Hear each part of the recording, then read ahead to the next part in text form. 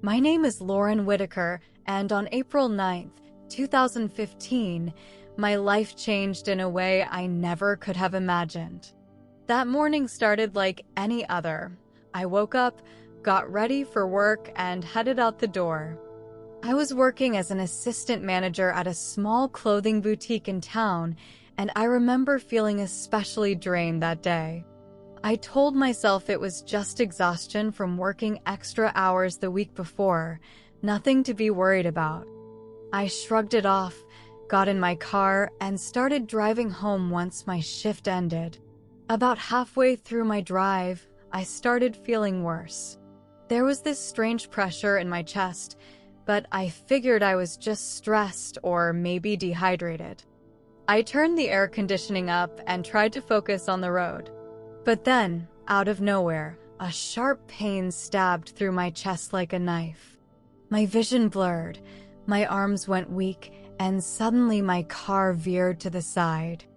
I don't remember much after that, just the sound of tires screeching and a terrible thud as everything went black. When I opened my eyes, I wasn't in my car anymore. I was floating above it, watching the chaos unfold below me. Paramedics were gathered around my body, shouting directions to one another as they tried to keep me alive.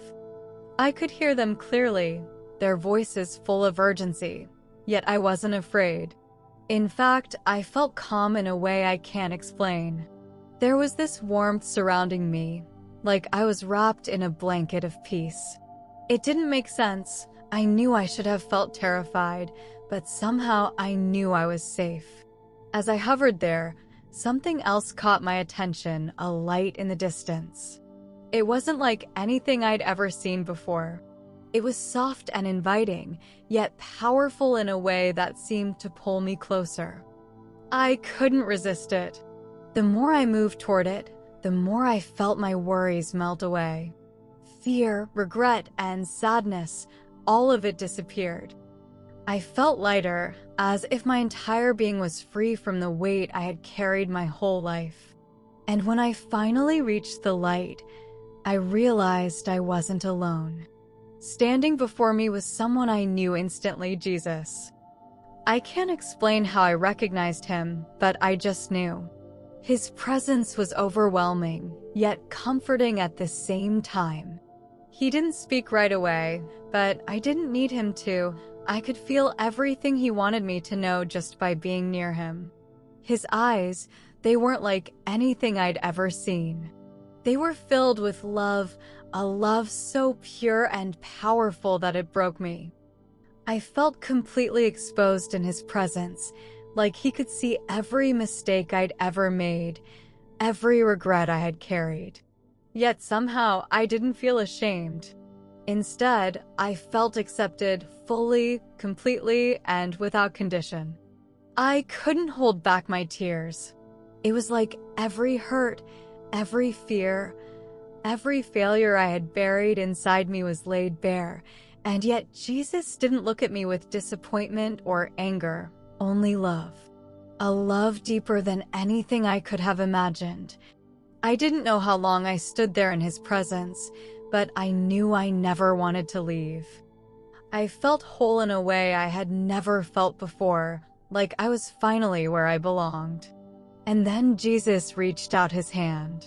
As he extended it, I noticed something strange. My own hands were glowing faintly. I lifted them, and that's when I saw it. On each of my palms was a faint M shape, something I had never paid attention to before. I had always thought it was just a natural crease, something everyone had. But Jesus pointed directly at it, his gaze full of meaning. "You've always carried this mark," he said softly. "It's a sign of your purpose, a reminder that you were created with intention and love." I stood there, frozen, staring at my hands. The faint M shape seemed to glow softly, as if it had just been revealed to me for the first time. I couldn't believe it. This mark, something I had ignored my entire life, was suddenly at the center of everything. I looked back at Jesus, unsure of what to say. His face was calm, peaceful, and somehow I knew he understood the confusion I was feeling. Then, in a voice that was gentle yet filled with authority, he spoke. "You've always carried this mark," he said. "It's a sign of your purpose, a reminder that you were created with intention and love." I couldn't process it right away. This small crease on my palm, something I had barely noticed before, was suddenly tied to something far greater than I had ever imagined. Jesus explained that this mark wasn't random. It was placed there for a reason. He told me that the M was a symbol of three things: mission, mercy, and manifestation. As he said those words, I felt like my whole life was starting to make sense in a way it never had before. He started with mission. Jesus told me that the mark was a sign that I had a purpose, a divine calling that had been woven into my life since the very beginning. He said that people with this mark are often drawn to helping others, even if they don't fully understand why. As he spoke, I remembered moments in my life where I had felt an overwhelming urge to step in, to comfort someone who was hurting, to offer kindness to a stranger, or to stand up for someone who felt alone. I hadn't always known why I felt so compelled to do those things, but now I realized that it wasn't random. It was part of my mission.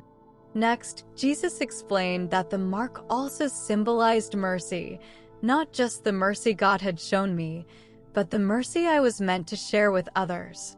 He told me that there would be times when I'd be hurt, betrayed, or disappointed by people, yet in those moments, I was called to respond with compassion.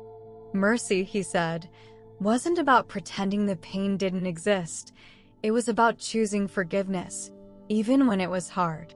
As he spoke, I thought back to times when I had held on to bitterness, letting anger control me. I realized how much pain I had carried because of it, and how different things could have been if I had chosen mercy instead. Finally, Jesus explained that the M stood for manifestation, the ability to bring God's love into the world through my actions. He told me that even the smallest choices, a kind word, a simple act of generosity, could create ripples that reached far beyond what I could see. Every decision I made, no matter how small, had the potential to change someone's life. As I listened, I felt this deep sense of responsibility, not in a heavy or overwhelming way, but in a way that reminded me I was part of something much bigger than myself. I had spent so much of my life doubting whether I truly mattered, but now I knew that I did, and that the M on my hand had been a reminder of that all along. As I stood there, still trying to process everything Jesus had told me, he looked at me with a warmth that seemed to reach into my soul. There was no rush, no pressure, just this deep sense of understanding, like he knew exactly what I was feeling.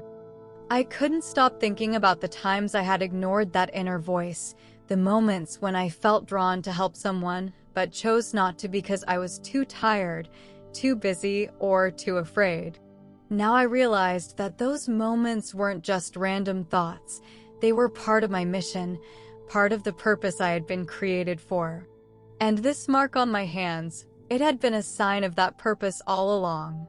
Then Jesus showed me something I wasn't expecting my life, playing out in front of me like scenes from a movie.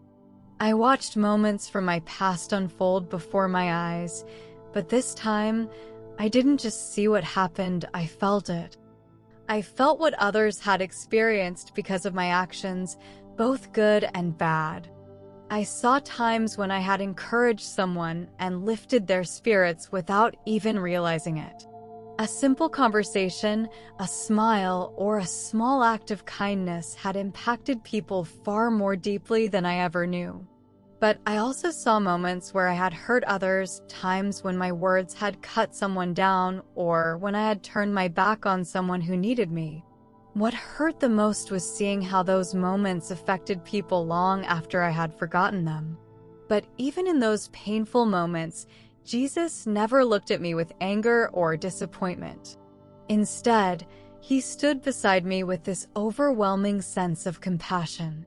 It was like he was reminding me that those mistakes didn't define me, they were opportunities for growth. Every choice matters, he said softly. But it's never too late to choose love. His words brought me so much peace, and for the first time in a long time, I felt like I could finally let go of the guilt and regret I had been carrying. Then he showed me something else moments from my future. I saw myself back in the world, living with a new sense of purpose. I was helping people, not in grand, extraordinary ways, but in small, meaningful moments.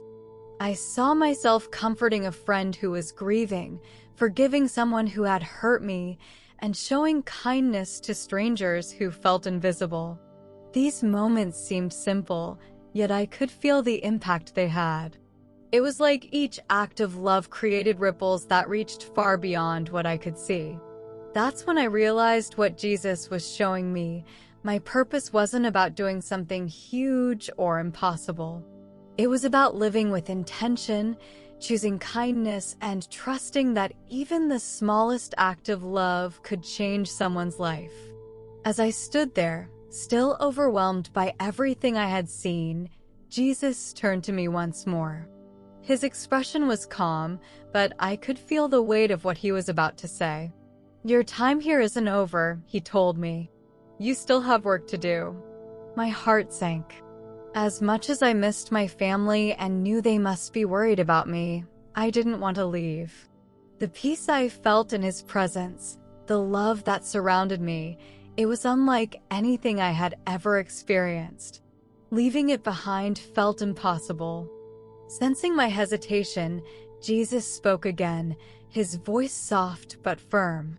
"This place will always be here," he said. "And when your time comes, I'll be waiting. But for now, you need to go back, not just for yourself, but for others. There are people who need you, people who need to hear what you've learned." His words filled me with both comfort and responsibility. I realized that everything he had shown me, the meaning of the mark, the power of mercy, and the importance of living with purpose, wasn't meant to stay with me. It was meant to be shared. Before I could respond, I felt something pulling me away, like I was being gently guided back. The warmth of his presence started to fade, and the brilliant light that had surrounded me began to dim. I wanted to hold on, to stay just a little longer, but I knew I couldn't. The next thing I remember was gasping for air, my eyes shooting open as I found myself back in my body.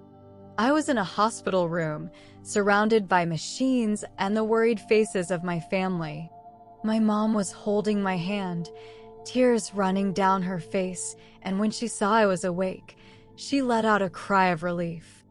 I was alive, but I knew I wasn't the same. In the weeks that followed, I struggled to put everything into words. How do you explain something so powerful, so deeply personal?